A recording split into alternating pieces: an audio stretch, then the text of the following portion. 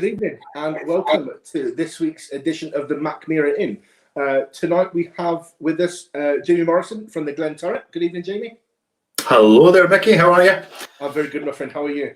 Aye, I'm good, mate. Good, mate. Nice to have a wee Friday evening drink with yourself.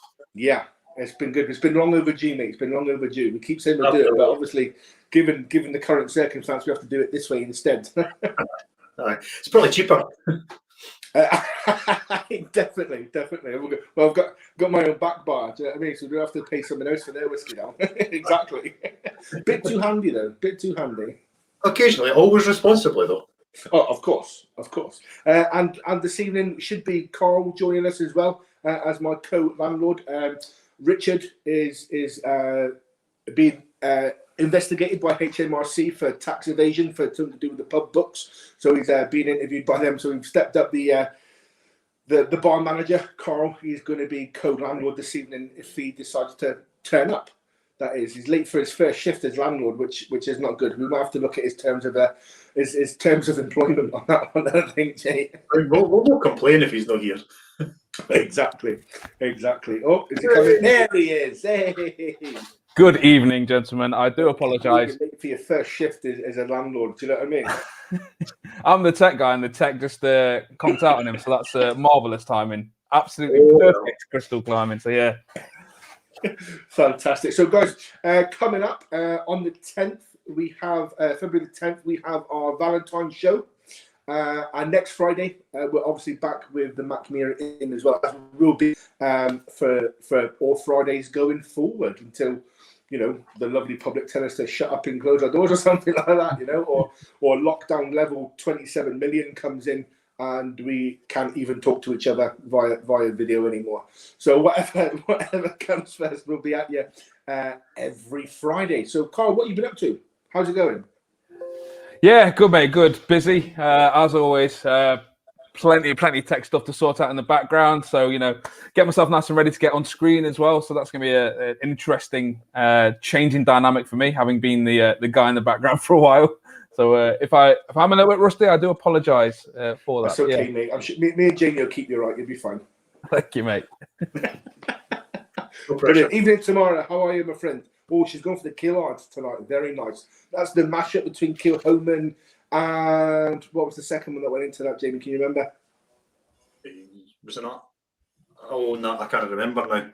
I can see it. Ardnamurchan. That's it. There was an Ardnamurchan and a Kilhoman. That's what went into that blend. It's really quite nice. I had a bottle of it when it first came out, and I no longer have a bottle of it. There you go. True testament as ever heard. So talking about drinks, there's the 6:05 bell, like we do every Friday. So it's mine and Carl's turn to get the round in. So Jamie, what are you having? Well, I'm going to have two things, actually, if that's all right, because it's your round. Might as well. Knock yourself out, sir. Knock yourself out. We're nothing but generous here. I'm going to have a beer, and I'm going to go with Mackmyra Whisky as well. And I'm having, now, pronunciation is not my best point here, but I'm going to go for it. It's Schuursbarsrock. Schuursbarsrock, yeah. Not bad. Not bad. Not bad. You didn't say Korsbarsrock, which is the main thing, which has got a lot of people because it doesn't pronounce like it reads, which it can be confusing, especially when you're doing our job. I mean, I love new releases when they come out, but also at the same time I dread the new releases as well because I'm thinking, what have I got to learn how to say now? Yeah. And Schuursbarsrock was quite the challenge. Definitely. So, Carl, what have you got? What you having this evening, sir? I think I'm going to start my evening with a nice Glenturret peated, in honour of our guest this evening. I managed to back in the outside times. I managed to take my camper van up to the Famous Grass experience up there, and it was a really nice time. Lovely place. Love to go see. And they let us kindly as well stay in the car park because we needed somewhere to park it. So yeah. I'm starting on this one, mate. What about yourself? So this evening, as always, I've gone for a cheeky wee cocktail. This evening, I'm doing another twist on a macatini. So most people know that when I do a Macatini, it's normally 3 parts gin. Oh, all right, Carl. See you in a bit. Oh, This see you. back, brilliant. So Macatini, normally I use 3 parts of our gin, our lab gin. 1 part Grand Thé, which was our green tea whiskey last year's spring summer, and I add a bit of Lillet Blanc to that. So 1 part Lillet Blanc. Obviously, it's a twist on Vesper Martini, but this evening I've replaced the gin with Wittend, our new make spirit. Oh, nice. Yeah. So last week I was interviewed for a master of new teeth, please. Right. Master of Malt blog post. The first one done by Millie Milliken, and she did a piece about new make spirit and what it is. So I talked about it in there, and I suggested this as a cocktail, and I hadn't tried it. So I thought, oh, actually, that's a really good idea. So that's what I'm having this evening. So 3 parts new make spirit, 1 part Grand Thé, 1 part Kina Lillet. Shaken, not stirred, obviously. And served in a cheeky wee champagne coupe. So cheers. Fun. Cheers, guys. So, guys, oh, that is lovely. It's got quite a kick to it because I was going to say involved are 46.1. Yeah. So that's going to be a slow burner, I think. Yeah. Ooh, that's a belter. That's going to look really enjoy making them, I think. Right. So, guys, as always, let us know what you're having to drink this evening. Tomorrow's let us know. Or everyone else that's watching, if you let us know what you're drinking tonight, that would be great. Thank you very much. So, I suppose, Carl, really, we should find out who the man is. So, Jamie, who are you? Tell us about yourself, sir. Obviously, I know about you, but let the rest of the world know. Well, I mean, what do you want to know? I'm approaching 36, which is quite concerning. Mate, come on, I'll tell the jokes normally, but that's a good one. I'm a relatively central Scotland local boy, really. I grew up in Falkirk. I enjoy a dram or two, which has kind of led me to where I am now. Worked at Glenturret for about 5 years. Actually, it'll be 6 in March, actually, to be fair. Seen different roles within that time. Enjoy it. Got married a couple of years ago, so got a lot less money than I used to have, obviously. And I enjoy travelling when I can, and trying to learn how to cook properly, which is always a challenge. But yeah, that's me really. Quite a talkative chap. Enjoy various different things. That's me. I tell it like it is, as you know, Mickey. I always have done. I think that's the best way to do it, really. I think that's what we've got on for so many years, Jay. It's very possible. We're both like that. It's great. I first met Mickey at a whisky festival, and he was very energetic, and I thought, I don't know if I can deal with this at this point after an shift on a whiskey festival floor. But we subsequently became pretty good pals, and this is the first time I've ever managed to actually have a drink, albeit virtual. Not without a table in between us, absolutely, without a table. We're on the same side now, Mickey. It's exactly. Great. Well, whenever we get back to doing festivals, that is. Absolutely. So, who is Jamie? I'm Jamie. Hello. So yeah, I love my job. I love the whiskey industry. I love socialising with folks like yourselves, and yeah, I'm just kind of living life for the moment, really enjoying it as I go. Awesome, man. Awesome. So you're the global brand ambassador for Glenturret, which is, if I'm not mistaken, the oldest working distillery in Scotland, correct? Absolutely. You've done your research, man. Nice one. So, yeah, global brand ambassador, but not so global at the moment. I go from being global in my bedroom to global in my office, which is next door to each other, but there you are. And yeah, Glenturret, Scotland's oldest working distillery. Fascinating history behind the Glenturret, one that has often not been uncovered, and we're learning more about it all the time. So we've done a lot of research when our new owners came into the distillery, and we found that a rental document from 1763 pertaining to Glenturret, the Thurett distillery, subsequently Glenturret from 1763, which is really quite fascinating. fascinating because until then we thought it was 1775 was the established date, and to be able to trace that back further is a really interesting, exciting chapter to be a part of. So, yeah, Scotland's oldest working distillery, no witchcraft and wizardry involved. All manually operated. You guys at Glenturret have got a fantastic tagline. I love it. Can you remind us of it, Jamie? By hand and heart since 1763. Absolutely love that. We took the day off when we came up with that.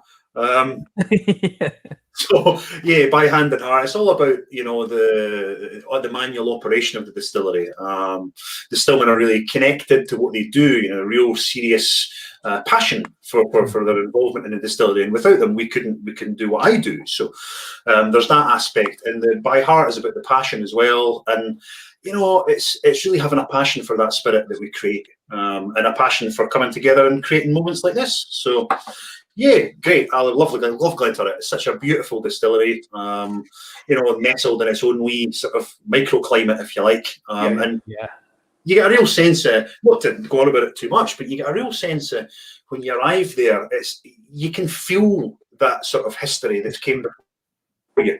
And the fact that you're walking amongst it is really great, and I love it. I think it's the best office in the world, actually.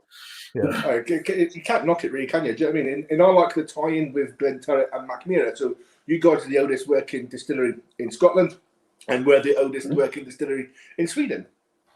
Absolutely. Well, the fact that we were the first sort of gives it away already. It's 21 years. There's only a few years difference, I was going to say a few years, just a few years in operating difference. It's great, and I think when you're working with a distillery that has so much history and provenance behind it, you very much get that feeling that you're part of a chapter that will continue long after you're gone, and it has been there long before you came. So it's almost like you're a guardian or a custodian of it for the moment. Yeah. And our remit at the moment in terms of the company is to leave it in a better position than when we found it, for the future. And I think that's a really nice thing to be able to say that we're trying to do.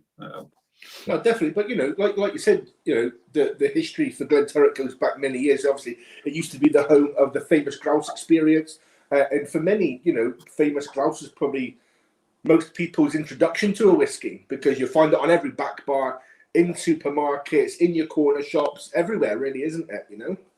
Absolutely. I think that chapter from 2002 to the latter part of 2018 was really important for Glenturret's history, because people would come to visit the famous grouse experience, but what they would realise when they went on that experience is that Glenturret has a very rich and often colourful history behind it. Yeah. And to show people the appreciation of that single malt that we have, and how we do things there in honouring the past, etc., and how we connected to famous grouse is a part of our history that I particularly like, because it's something that it almost accelerated Glenturret's awareness for people sometimes, and that's people are still discovering Glenturret.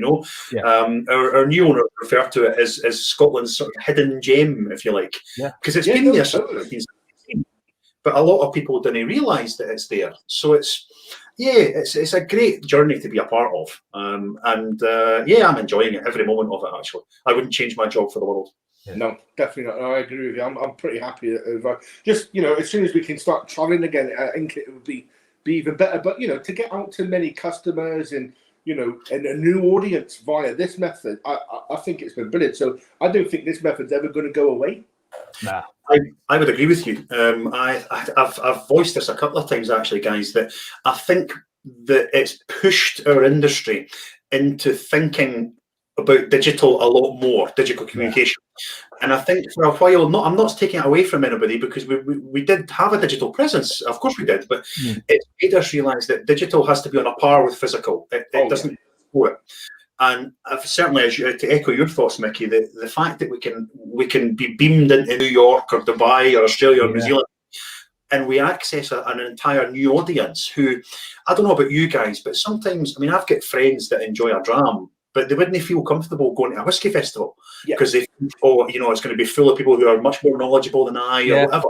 And I think we've removed that barrier, And for me, as I'm sure you guys will agree, any barriers that we can remove to people enjoying and accessing whiskey is for the better. So well, I mean, that's exactly our job, though, isn't it? As brand ambassadors, do you know what I mean? That's exactly what we're aiming to do. But like you said, you go back a year. You know what I mean? And we're standing in a room full of people doing what we do now on our monthly tastings and stuff like that. Do you know what I mean? Or online, but we're only getting to maybe 20, 30 people there. On our tasting last night, there must have been 50 to 60 people online. Do you know what I mean? Doing the same thing. So that reach that we've got now, and like you said, some people might not feel confident in themselves and their perceived whiskey knowledge in going to a whiskey tasting at a whiskey club. Do you know what I mean? So that does, and like you said, with the festivals and that as well, they go, maybe I don't want to be in a room full of whiskey geeks. Do you know what I mean? And that's essentially what it is, isn't it? Do you know what I mean? Or use the W word that people like to band around whiskey. Don't know what you mean, mate. Yeah.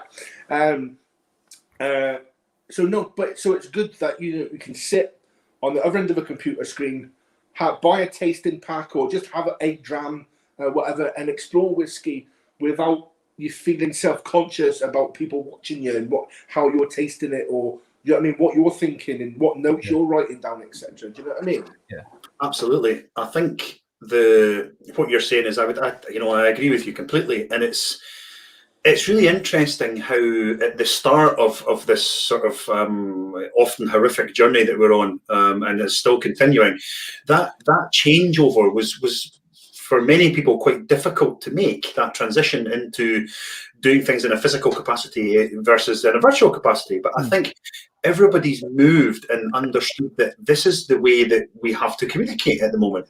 And, brand communications have changed, and, tastings have changed, and we've really embraced it, I think, as an industry, and tried to maximize the potential that's there. And certainly even, like what you would call well-established brand ambassadors, if you like. Yeah. You look at what people are doing, and we all do it. You see what's that person up to, what's that person up to, and it's great to see that people are enjoying this sort of new virtual sphere, if you like. And we're really approaching it now. I mean, where you see that the communications in terms of a lot more polished, and people are looking at adding different elements to them, and looking at different platforms, and it's really a great thing, And I completely agree with you that I hope that when physical events do become possible again, and pray tell that's sooner rather than later. I think there has to be a continuation of the digital, and I see that some events that we were all aware of in the whiskey sort of world have said that they would do both, and I think that's the right way to do it. Well, I mean, the Whiskey Exchange, they're doing their whiskey show. They're going to have if it goes ahead, obviously, it's not until October. But they're going to do on a Saturday and a Sunday. They're going to have an physical one, and then for that week as well, they're going to have online versions. So I think there's going to be a lot more as we get back to whatever normality is going to look like, and in front of actual people again. I think there's going to be a case for being able to beam that tasting into other people's houses. You look at like the founders of Zoom. Like a year ago, we've just got this wee app, and that now they're like multi-billionaires. Yeah, they're balling. Share price. I know it's one of these things that before the sort of changeover happened, if you like, in the forced nature of the virtual sphere that we're in. I mean, when you said, "Do you want to do a video call?" people were going, "No, I'm not doing a video call." Yeah. And now we're like, "Hey, crack in, bring your mum in, let's do it." And I think that opened up. It's changed people's perceptions, and certainly from our end and from the Glenturret, it's helped us to reach a wider audience, as we say. And I think that can only be a good thing. So one of the things Phil in the comments just said the hybrid option is superb, best of both worlds, and I think that'll be where we'll kind of get to. I'd love to see it sort of as we start to ease up on everything, that we can start to become safer. We do sort of tastings out there in different stores or different places, but we can actually have the capability to maybe broadcast it as well, so people who can't physically get there or don't feel comfortable getting there, they can actually still attend and be part of that. Because I think as fantastic as this environment is and being able to chat to you guys sort of virtually, they still can't replicate that magic secret sauce of just being, do you know what I mean? Of being in the same room with someone. Once you get over the initial kind of like, especially with a group full of strangers as well, you always get that initial maybe first dram, second dram kind of slight awkwardness, and then by the third, fourth dram, everyone's best mates. Do you know what I mean? And everyone's sort of sharing notes and everything. It's fantastic. There's certainly that, exactly as you say, Carlos. There's that buzz from a brand ambassador's perspective. There's a buzz that you get when you walk into a room, and I think one of the best examples I can give of that was at Inter Whisky a couple of years ago. I had a masterclass slot, and it was about 8 o'clock at night, and the whole day had been really busy, and I was loving it. And I think for me, I walked in, and there was an atmosphere in that room that everybody was like, right, we can't wait to get started. And I think for me, that buzz, you'll never fully replicate that. No. But you can get close to it. But I think, having that buzz of excitement when you can read people's body language and you can feel it in a room, and you can tell that people are truly engaged with what's going on and they're enjoying it just as much as you are. Yeah. I think there's an element of that I certainly miss. And the other part I would add to that, not to overtake too much, but is the fact that the Whisky brand ambassador community, if you like, is one that it's a strong community. We're all really supportive of each other and, all really friendly in that respect. But you miss seeing your pals that you've not seen for ages. And that sense of camaraderie and togetherness that you're in a strange country sometimes, you've never been there, or, you're away from your own friends and family of your social circle, but you've got a support network around you. And I think that's one thing that I miss as well. Going back to so the last, literally just before lockdown come in, I went out to Nuremberg, the Nuremberg Whisky Festival. Fantastic festival, by the way, absolutely amazing. And like you said about that community, so there was me, Kenny and Victoria McDonald of the Dramore, Jim McEwen, not being a name dropper or anything like that, do you know what I mean? Just slightly dropping Big Jim there. Paul Dempsey, nice.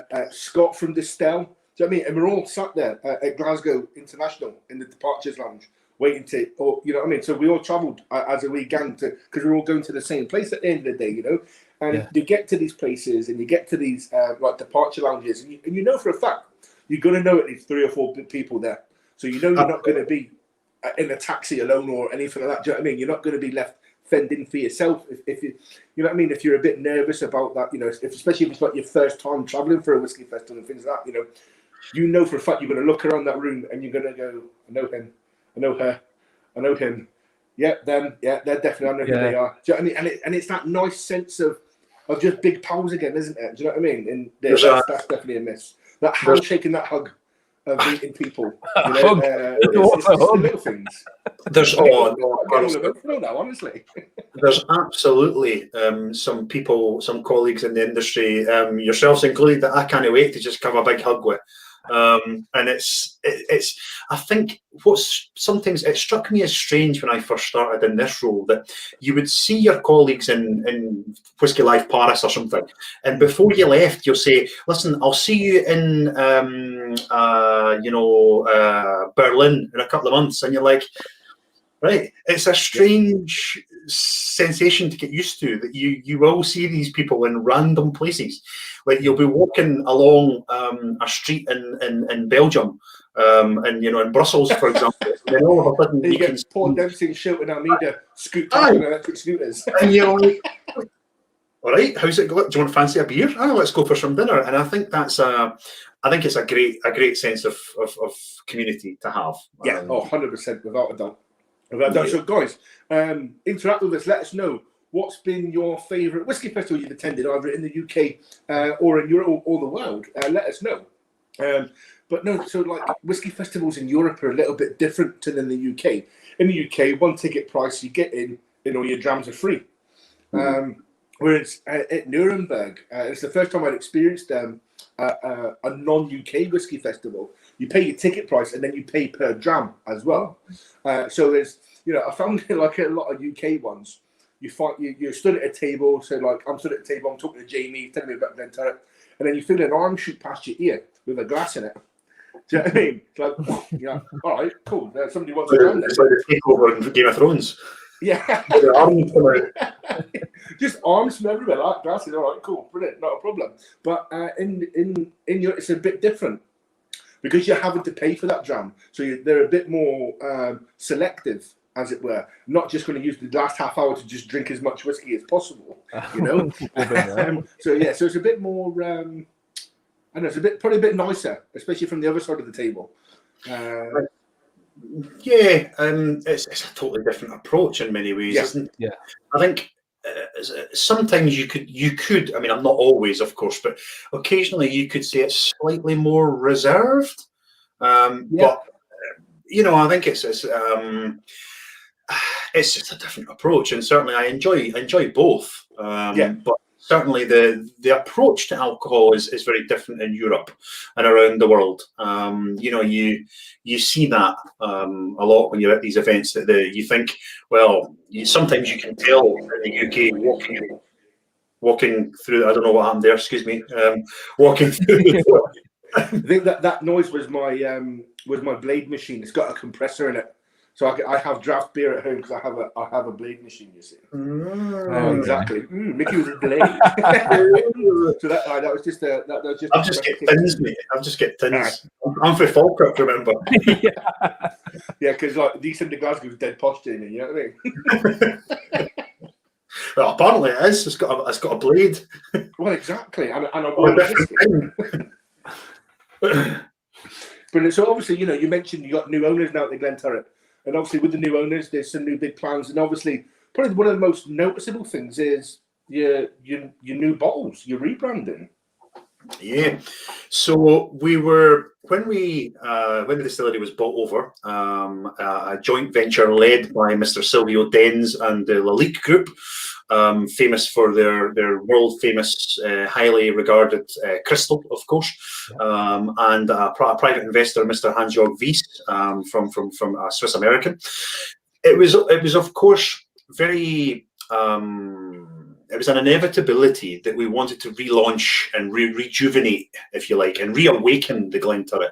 Yeah. We say when we've worked with a brand since 1763, I think it was time for the Glenturret to come out and say, we are the Glenturret. This is Scotland's oldest working distillery. This is what we stand for. And I think to have the ability to have a beautiful bottle such as this, designed completely by scratch, by Mark Larmineau from Lalique. So you've got designed by Lalique on the bottom. Beautiful. And it really conveys that stature of the Glenturret in it being Scotland's oldest working distillery. It's got its broad shoulders on, and it's standing tall and proud. And I think the fact that it's a very heavy bottle as well it really stands apart. I mean, there's not anything like it that I've seen. And in terms of the relaunch of the brand, we looked at several things, including going back to our history. So the Murray clan of Ochtertyre, they were thought to be the first owners of Glenturret Distillery, and they had a family crest. They were a baronial sort of landowning, well-to-do family, and their crest has been incorporated into our label. So you can see there if I can get the angle right, you can see the Murray crest there. Oh, beautiful. So Scotland's oldest working distillery. We've kept the 3 star. The 3 stars referred to on the Murray crest, that was the 3 stars of Moravia, which was Murrayshire in Scotland. We kept those 3 stars because they really, the 3 stars, we had 3 key sort of touch points, if you like, that sort of defined the Glenturret, and they were provenance, prowess, and passion. So for us, we felt that the 3 stars were worth keeping, and any reference to the Murray clan crest was always in azure blue, so that's where the azure blue came from. So we've kind of kept those crisp, clean whites with the blue reflected in the new branding. And in terms of their new releases, we've created a new an entire range, ranging from the introduction to the Glenturret, the Triplewood, which kind of is a really nice nod to our yesteryear, because Triplewood was part of our previous range, and it came with us. We changed it. Inevitably, we changed the makeup of it and the look of it, but then we've got a 10-year-old peat smoke, which is standing out on its own at 50% ABV, very big and bold and smoky. Nice. Yeah. We've then got a 12-year-old, which is the development of European oak with the Glenturret new make. You've got a 15-year-old, very elegant, soft and sort of vibrant at the same time. And we've got our extremely scarce range, which is a 25-year-old, of which there was only 204. Bottles in the world, and then you've got the 30-year-old, which is the 750 bottle release. We've also subsequently released a Lalique decanter, a crystal decanter, which is absolutely stunning. I mean, I've held it. Expect it to be. I've held it once, and I was so nervous.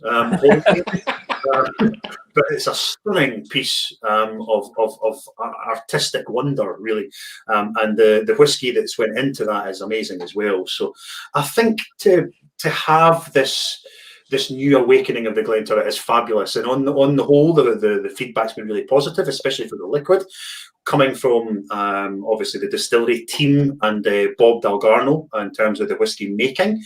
So I think having that experience coming into the Glenturret with our already experienced production team is a recipe for what we hope is positive.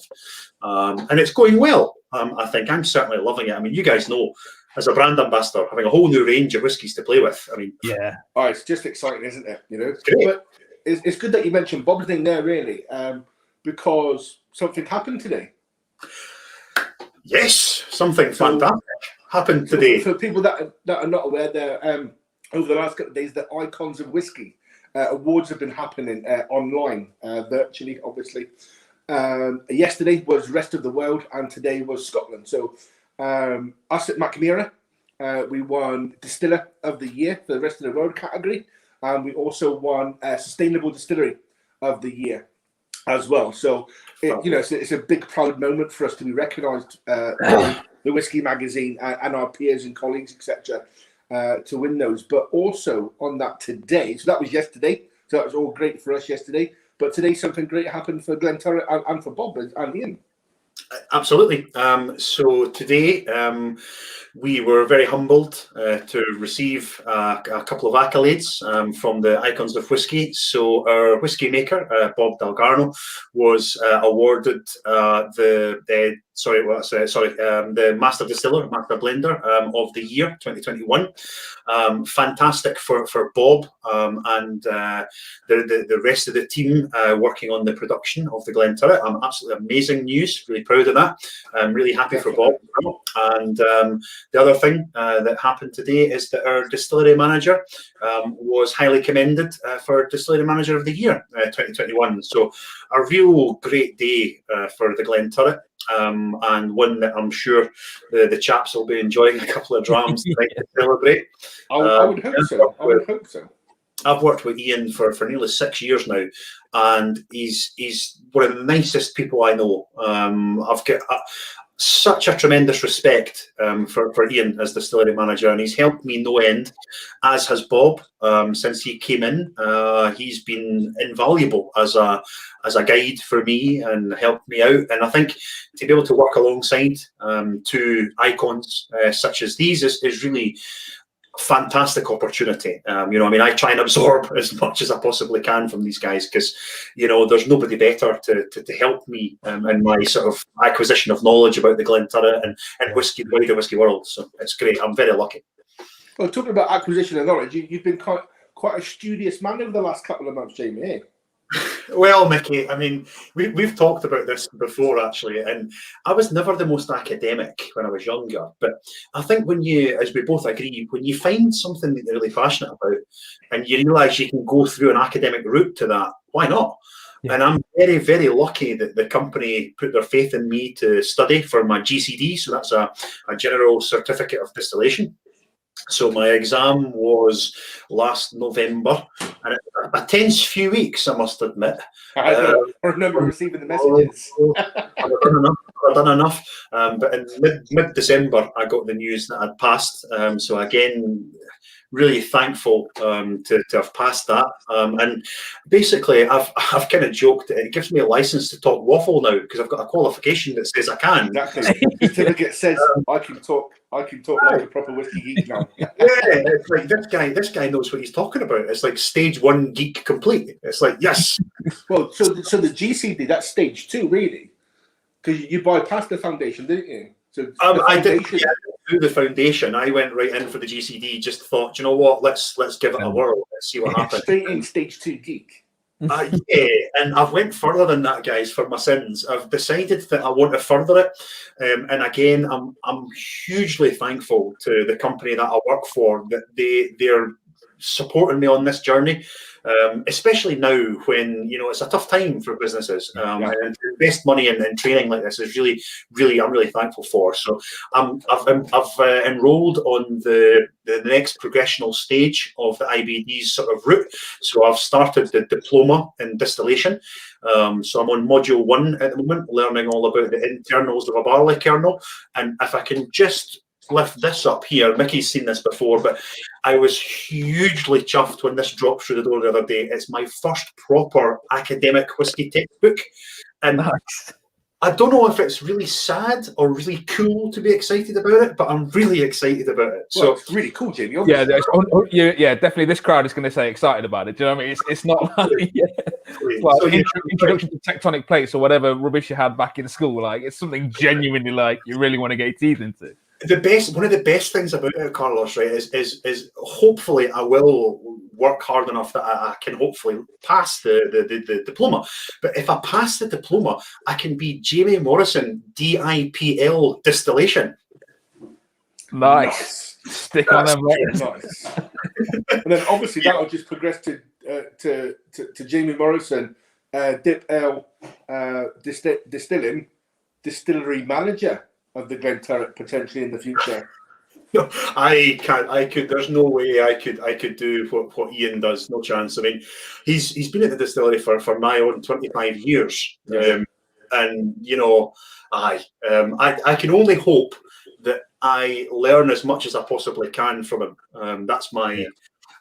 Nobody knows what's going to happen in the future, I suppose, guys. But certainly right now, I'm loving where I am, and I'm really thankful for being here, and that's genuine. I think it's a very privileged position to be in, and I'm very grateful for it. Yeah, as I say, you can tell. I think it's one of them things, isn't it, where there's something you enjoy and you're so passionate about, you almost become like a sponge, and you just want to absorb as much information and everything within that as you can. And it sounds like you're doing that. So. What's funny about that, Carlos, is that you might not know this, Mickey might as well, but I love SpongeBob SquarePants. Okay. So I'm like SpongeBob. I just absorb everything. And occasionally I'll go, oh, that information. Yes, I know about that. Yes, let's have a chat about that. It was, so absolutely. Very, very, very lucky to be here. And hopefully that passion that I have can hopefully be passed to other people when I'm doing events and on behalf of the Glenturret and doing tastings and stuff. So I mean, it is quite obvious from talking. Obviously, we've known each other for a good couple of years now, Jamie. You know what I mean? And we're both quite passionate people about the things that we love. Do you know what I mean? And I think that's probably what attracted us to each other as pals. You know what I mean? We get to talk to each other across the table at a whiskey festival and stuff like that. And when you're talking about your whiskies for Glenturret, you can see the passion. Do you know what I mean? Coming out of you, and hopefully, when myself and Carl do tastings now as well, people can look at us and go, I like what they're saying, because you can tell that they're not only knowledgeable about it, but they're really passionate about it as well. I must try that product if they're liking it that much. Yeah. I always get brought back to how people. Now, I'm not putting myself in this same league, but please be aware of that before I start this conversation. But people always said about Billy Connolly that he could effectively bugger off on a tangent. Sorry, excuse me. And then he would come back to the exact same point, but he got so passionate about where he went that he kind of lost himself and he came back. Yeah. And I think I go to myself, do you know, I can understand what people meant by that, because when I'm doing tastings, I don't necessarily follow, and apologies if my brand manager's watching this, but I don't tend to follow any linear format. I just kind of go, right, this is what I want to talk about. I might go and talk about some of that. We might cover that. You might eventually get some whiskey chat out of me, but I'm sure you're going to enjoy it. And so far, that seems to work, which is good. Because I think ultimately that's, whilst I can talk, you know, EBC colour tints and cask char levels and all that jazz, the average person is not interested. They don't want to know that. They want to know about the distillery, or they want to know about the whiskey itself or each product. And I think for me, I get lost in the passion for it. And I think that's what a wise man once said, find a job you love, you'll never work a day in your life. And I think that's where I am now. That's where I am. I mean, people ask me, my friends text me and go, how do you get paid to do this? And I'm like, I don't know. But I've kind of landed in a place where I was I did teacher training at university. So I did a lot of education modules, and I was training to be a teacher. So I think for me, the being that transfer of knowledge for me was always something that I was focused on. And I think now, although I'm not teaching in a school, I'm almost teaching in a different capacity. And I think of it as teaching because it's, for me, it's what I'm passionate about. And again, I go back to this, and hopefully you don't think I'm harking on about it, but for me, I'm very lucky to have a job where I get paid to do what I enjoy. And that's a bonus. And long may that continue, really. Absolutely agree. I think it's interesting because there comes a sort of tipping point where money almost becomes a side issue to the vocation you're doing. I mean, obviously we all need enough money to make sure there's a roof over our head and there's food on our tables. But then if you're doing something you really, really love, it almost comes to a point where it's like adding extra zeros onto that. It almost becomes a by the by. Do you know what I mean? Because you're doing this kind of thing anyway. As long as you've got food in your belly, you're good. Absolutely. I think for me, what really hit me was in 2019. So I embarked on the latter end of 2019. So I was going over to a few events in Europe, and it was like 18 or 19 days my travel was going to be. And I was working at the itinerary, and I was going from, I think it was Netherlands to France to Germany, straight back to back, which, you know, I was really looking forward to. And when I said to a couple of my friends, and I said to my then, we weren't, we were actually into the I hope my wife isn't watching this. I was thinking we weren't married by that point, but we were, right, but that's okay. I said to my wife, listen, I'm going to be away for like 19 days. She's like, oh yeah, okay, and, you know, I'll miss you, etc. And I was like, when I walked in at that airport, I was like, I have such a privileged position to be able to travel the world, doing what I love, and not educating, but engaging with other people that have got a common interest. And that's what this industry is to me, is that you meet people from all, it doesn't matter where you are. If you're in Sydney, Australia, or you're in Alaska, you meet people who have a common love of whiskey. And for me, that's what makes it fun, because you can have a chat about different aspects of the industry, and you meet your friends. And I think that's what's almost addictive about it, that you strive to have those moments. And for me, if I can, I always say that if I'm doing a tasting or I'm doing a brand training with on or off trade guys, whoever I'm doing, if I can get one person to leave that room with an even quarter of the passion about Glenturret that I have, my job is done. And I think having the passion yourself, I mean, we've all been at trainings where somebody's like, what was he talking about?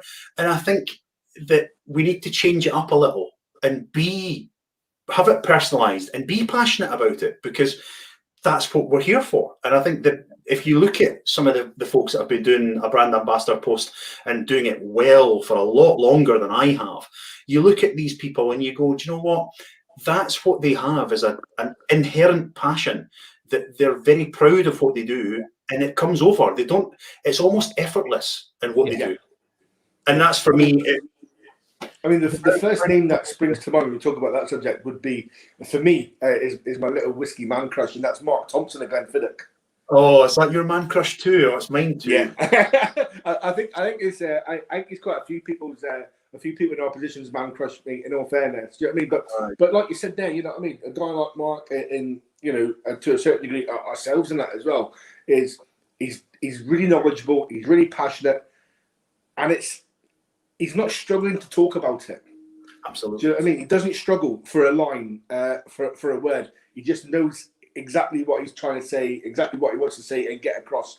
And you sit there, you look at him and go, he's a proper wee man crush of mine as well. So and I count him as a friend as well, which is quite nice, you know. So, yeah, I think that's the thing. When you start in any job in any industry, you'll have people that you go, do you know, if I can create as much engagement and as much of a passion for what I do as that person, then I think I'm doing well. And I'm not really great at self-praise, to be honest. I'm more critical of myself than I probably should be. But when you look at guys and like Mark and like various others in the industry, because our industry has a lot of these, what I would call icons, for want of a better phrase. Or yeah, no, you're absolutely right, Jamie. Absolutely right. I think when you look at people like that and go, do you know, these are people that I consider my colleagues and my friends, and that for me means that I'm doing something right, because these people are people who I would look up to, and I think that's important to have that in any position you're in. But somebody asked me recently, interestingly, that this isn't part of the agenda. I don't think I'm going kind of off piste here. Sorry, but somebody asked me recently, what would you say to somebody who wants to be a brand ambassador? And I was kind of struck me, because I never really thought about being a brand ambassador before. It wasn't something that was on my radar, really. And I think how I retorted or responded to that was, know your stuff, be that friendly, but be consistent with it. And also, above all else, be genuine and have fun. And I think 100%. I think that's as good advice as I can get. Really. Yeah, back that 100%. I think that's because I know what you mean, because I've done sort of tasting events before where you've been there and you've seen across the room. People have asked you sort of like, how did you get into that job? Like, how do you kind of work your way into it? And it's almost like you don't plan for it, do you? It kind of sort of just happens, but you know that it's something you couldn't fake. Do you know what I mean? Like you have to be genuinely passionate about it. I'm quite the odd one out, really, then, because I did plan for it. I did. Like 18 months ago, I was engineering. Mm-hmm. I mean, I was quite a well-paid engineer, and I quit that to get a role as a brand ambassador for somebody. And luckily enough, a brand that I really enjoyed, and still enjoying, obviously, were advertising for a job, and I knew my then boss who was hiring. So it's like, right, I'm available, I'm interested. And like, Nick, go on.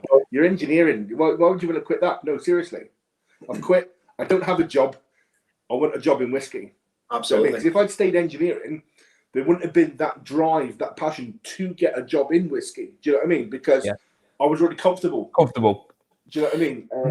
And it's all right, going to all these festivals. And, I think at one point I was seeing Jamie more than I was seeing my partner. All the different whiskey festivals and stuff going to, I think things like that. So I actively chased a brand ambassador job, and touch wood, thank whoever. I'm now in that role. Do you know what I mean? So, subconsciously, James, because you started at Glenturret as a tour guide, didn't you? Yeah, so I was just gonna pitch in with that, because I had quite an interesting journey into it, really. I mean, I went to university quite late, and as I've mentioned previously, I was never the most academic, but I managed to bustle my way through and get a degree out of it. I mean, I still don't really know how, but there you are. I was working in a restaurant. My cousins own a restaurant, and I was working in there, and I answered the phone one night, and they placed an order chap came in to pick it up, and family sort of owned business. My mum was working there, and she said, "Oh, you know, it's Stuart. I know Stuart, and you know, I've known him for a long time." And that was Stuart Cassels of the Red Hot Chili Pipers, who was the then general manager of the famous Grouse Experience, Glenturret Distillery. Oh, okay. And he and I started chatting, and I was thinking to myself, "Oh, whiskey distillery, eh? Oh, I like a dram. Right, wait a minute. I'm seeing, oh, wait, okay." And he said, "Oh, we're actually looking for staff right now." And I went, "Oh, okay, I'll." He says, "You should send me your CV, and then we'll see if you think you'd be suitable. What's your background?" And I said, I've done education at university. I studied Spanish, etc., etc. And then, "Oh, okay, that's good." So I went up for the interview, and to be honest, guys, I'd never heard of Crieff. Do you know what I mean? I was born in Crieff was a foreign land to me. You know? to me, Crieff is just like Crieff Hydro. That's it. I didn't even know that, Micky, to be honest. But there you are. I went up for the interview, and I'll never forget that for the interview at that point as a tour guide, a tour host, was you had to do a presentation, about a 5-6 minute presentation, and the presentation was, if you were a whiskey, which whiskey would you be? And I painstakingly, it's clever, isn't it? It's really clever. And I painstakingly racked my brains and went and had this all in my head. And as you've probably learned, like by knowing me or by tonight, I go off on tangents quite a lot. So I started this presentation, and I probably went away on a few tangents and eventually came back to the point I was trying to make. And it must have worked, because I was offered the job, and I found that I loved the job. I don't know, the mixture of the atmosphere of the distillery versus talking to people, which I love, engaging with different people, and you know, hablo español más o menos perfectamente. So it was great for that, and it was handy. So I mean, speaking Spanish to people and enjoying. Then after about 3, 4, 5, 6 months, however long it was, I get taken into the office, and I thought, "Oh, I'm going to get fired here. Wait a minute, what's going on?"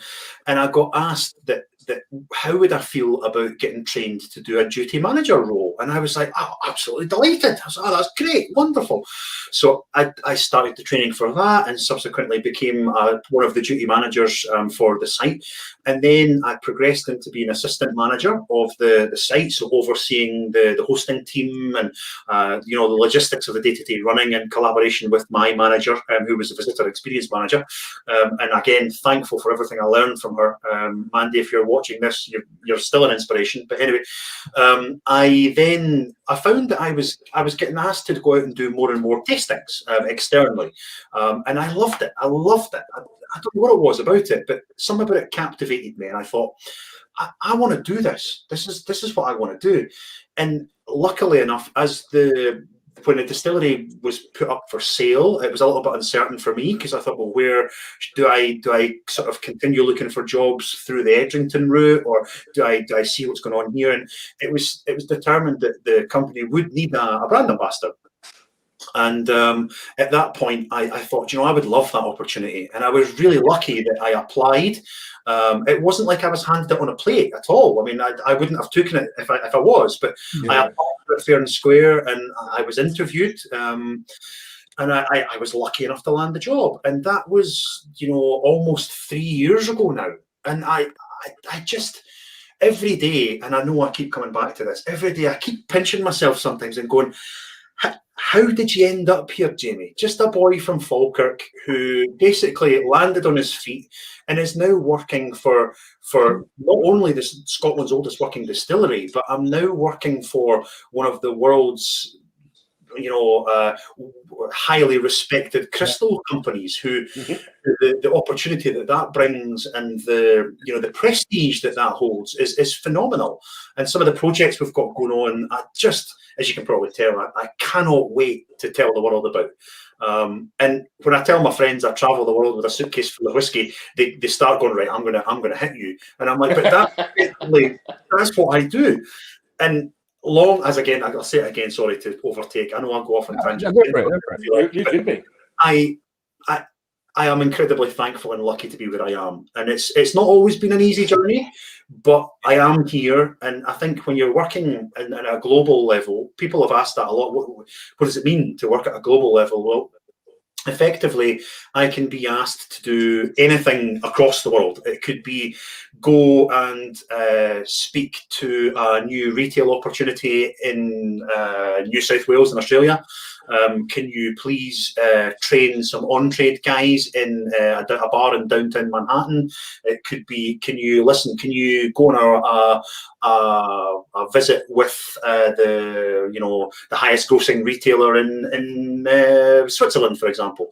And I'm responsible for hosting trainings for the internal team, for working alongside with the production team and learning as much as I can about the production. And it's about taking that brand story and basically putting it out into the world. And that, for me, when you're working at a level where you can be global, not so much at the moment again, but I think for me is I've always loved traveling.